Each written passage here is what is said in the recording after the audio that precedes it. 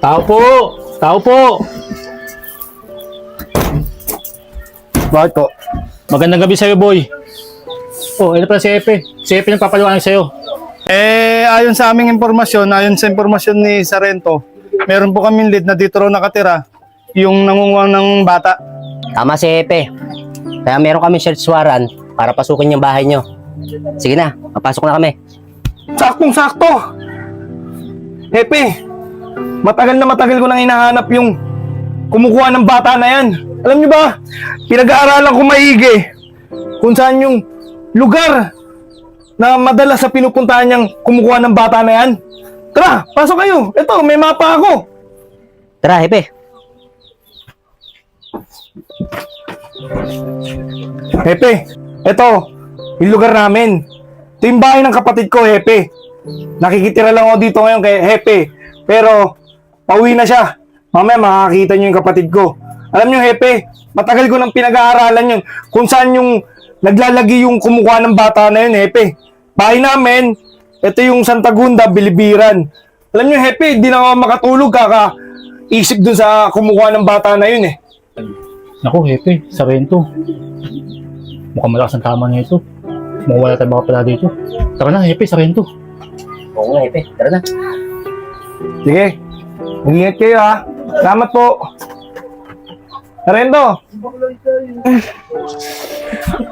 Ang sakit na katawan ko. Oh, asan ako? Tulungan niyo ako! Ilabas niyo ako dito! Tulong! Tumigil ka na, mapapagod ka lang. Nandito ka sa bahay ko. Kahit sumigaw ka na sumigaw dyan, naka-soundproof to. Ang gusto ko lang naman maging mabuting bata ka lang. Susundin mo lang lahat ng gusto ko. Sige na, matulog ka na dyan. Aalis na ako at sasarado ko na tong pinto. Ilala ko na mabuti. Bukas na lang kita bibigyan ng pagkain. Ayoko rito! Siguro ikaw kumuha sa mga kaibigan ko, pati na rin sa ibang bata! Tulungan niyo ako! Tulong! Oo.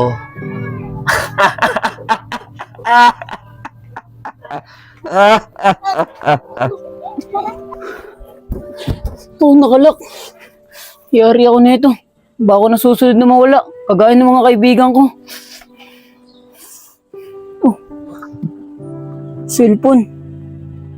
Sira. Ano ba yan? Baka nag-aalala na sa akin si tatay pati si Kylie. Ano gagawin ko na ito? Oh. Ba't tumutunog yung cellphone? Si Ryan. Bagad, ba't pinabayaan mo naman na mawala si kuya? Nawala na nga si nanay eh. Nawala pa si kuya. Papagad, pag di mo talaga binalik si kuya, di na ako maniniwala sa'yo. Ang sinungaling mo, di ka talaga totoo. Kung totoo ka talaga, ibalik mo si kuya, bigyan mo ako ng senyales. Gumawa ka ng paraan. Tiny, sige na, tama na yan. Alam mo ba, pumunta na ako kila Kapitan at saka sa kapulisan. At bukas na bukas, magdidikit ako ng poster para lalo natin makita ng mga taong bayan na nawawala ang kuya mo.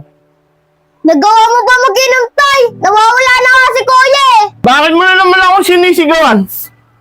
Parehas na parehas ka ng nanay mo. Kaya siguro, mabuti pa, matulog ka na sa taas. Sige na! Salamat, Papa God. Oo nga, no.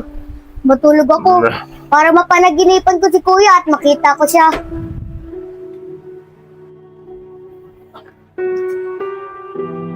Gusto ko matulog. Patulogin mo na ako. Patulogin mo nga ako.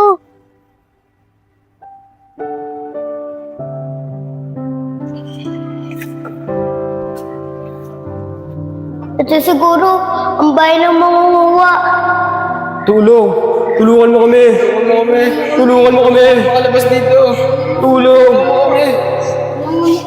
Ito, nananaginip na naman ako.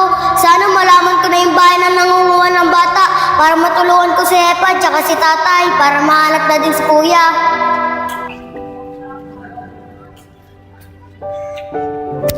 Huwag mo sasaktan si Kuler. Kundi ako ang mga kalaban mo.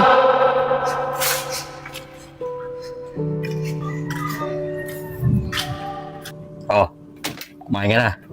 Papakainin mo pa ako. Mawawala rin naman ako sa mundong ito. Huwag kang mag-alala. Ang gusto ko lang naman eh, pag mabuting bata ka, hindi mangyayari sa'yo yung mga nangyari sa batang yun. Sige na.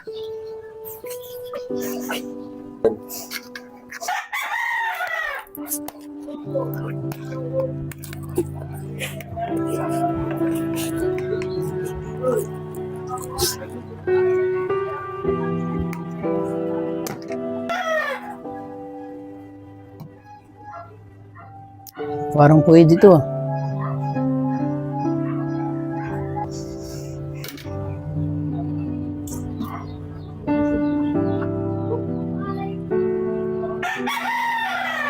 Ano kaya tumunog kahapon to?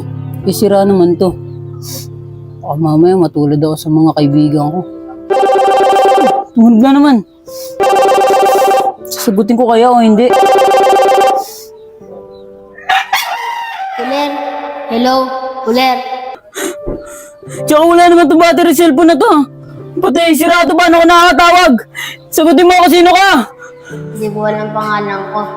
Pero Kuler, kilala kita. May sasabihin ako sa'yo. Teka, parang tatandaan ko boses mo. Bola ikaw ba yan? Kuler, hindi ko alam yung sinasabi mo. Kung bola man ang pangalan ko, hindi na importante yan. Yan sa ilalim ng kama.